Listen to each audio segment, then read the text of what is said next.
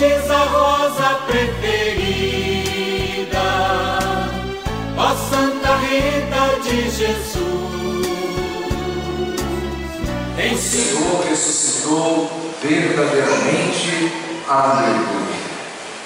Queridos irmãos e irmãs, aqui na matriz e os que acompanham por meio da internet, essa é a feliz notícia, é a grande notícia que todos nós recebemos: a vitória da vida sobre a morte. Tudo era contrário, o cenário parecia irreversível, mas quem pode dizer que haja uma última palavra, senão a palavra de Deus? A palavra eterna de Deus, a palavra criadora, não poderia de maneira alguma ter aquele desfecho de um sepulcro encerrado. Não. Ela, palavra eterna, não pode morrer, mas vence a sua própria morte. E vencendo a sua própria morte, deu a todos nós a grande alegria de que todo o que nela crê, no Cristo que ele crê, terá a vida eterna, mesmo que morra para este mundo. Faça a passagem como ele fez, mas que também não terá decretado em si a desolação de um extermínio. Pelo contrário, ele fez com que até mesmo a nossa morte se transformasse, se tornasse numa porta pela qual entramos na eternidade feliz que é reservada a todos nós. Vivemos esse dia de profunda exultação, de muita alegria, porque o Senhor nos dá essa dádiva sem igual. Nós respeitamos a todas as religiões, a todos os pensamentos, princípios, mas a verdade da nossa fé que nos encanta é essa garantia do nosso Deus ter nos amado tanto, vertido todo o seu sangue numa cruz para nos salvar, aonde nós não nos salvamos por nós mesmos, não temos como outra maneira de evolução para se entrar na verdadeira vida, senão pela adesão à fé nele, que é o vencedor, o ressuscitado. Por isso então, nós não reencarnamos, mas vivemos a feliz esperança da ressurreição final, porque não pode ter outro meio, não pode ter outro preço, outro valor que pague esse resgate e que seja igual, maior do que o sangue derramado no madeiro da cruz. Então nós exultamos de alegria, porque mesmo sem merecer, o nosso Deus nos ama de tal modo que é capaz de realizar essa obra de redenção. E hoje, ao ressuscitar, de nos dar a feliz garantia de que nós também haveremos de ressuscitar, de ressurgir. A vitória já é certa, é garantida a todos nós que permanecermos com Ele.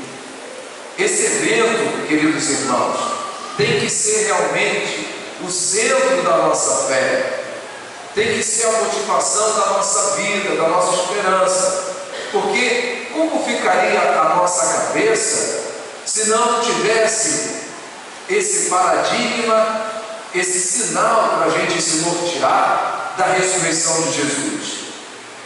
Que esperança poderíamos nós ter?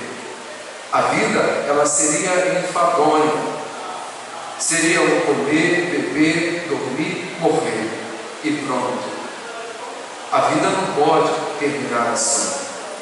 E Ele que vence a própria morte, nos dá essa certeza de que a eternidade é para nós, de que o projeto do Pai, como ontem nós meditávamos na vigília pascal, por meio da obra da criação, por meio da ação libertadora da casa da escravidão, o Egito e tantos Egitos atuais, essa manifestação do nosso Deus em querer atrair a cada dia nós ao seu coração, de experimentarmos essa fonte do verdadeiro amor, da verdadeira vida que dignifica a cada um de nós.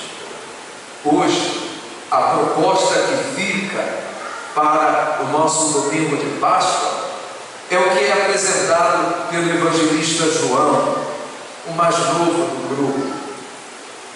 Quando houve a notícia de que o túmulo estava vazio, até então não se tinha nenhuma certeza, não se tinha nenhum conhecimento que Jesus havia ressuscitado.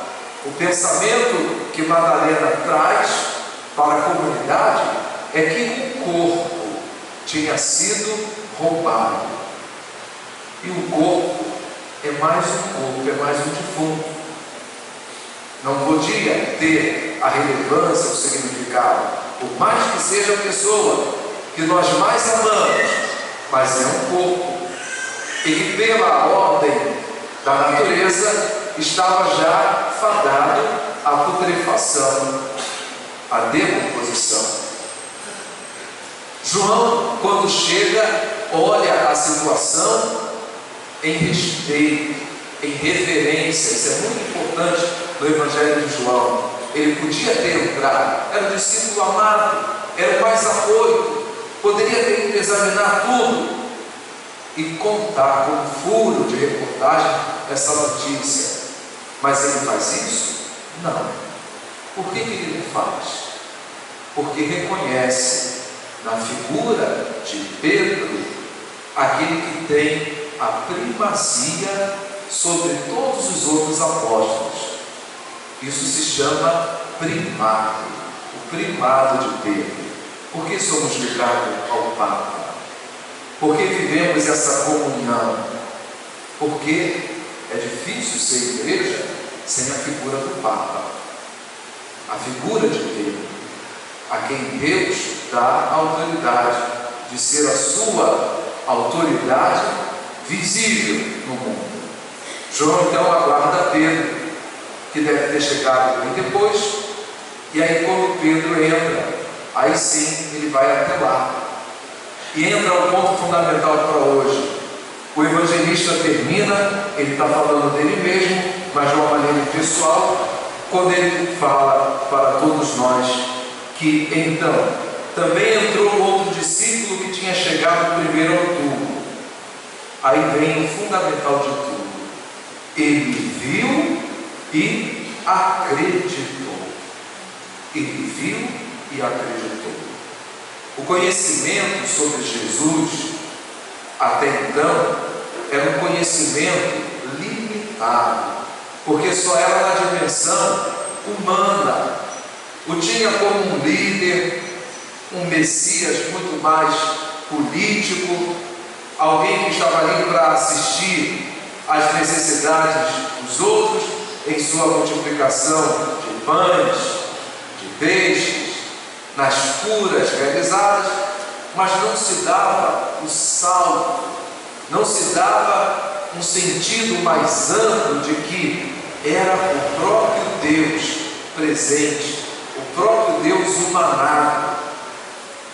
E agora então, quando ele olha e vê o sepulcro vazio, ele não tem mais dúvida, ele não tem outro pensamento e reconhece: ali está o Senhor.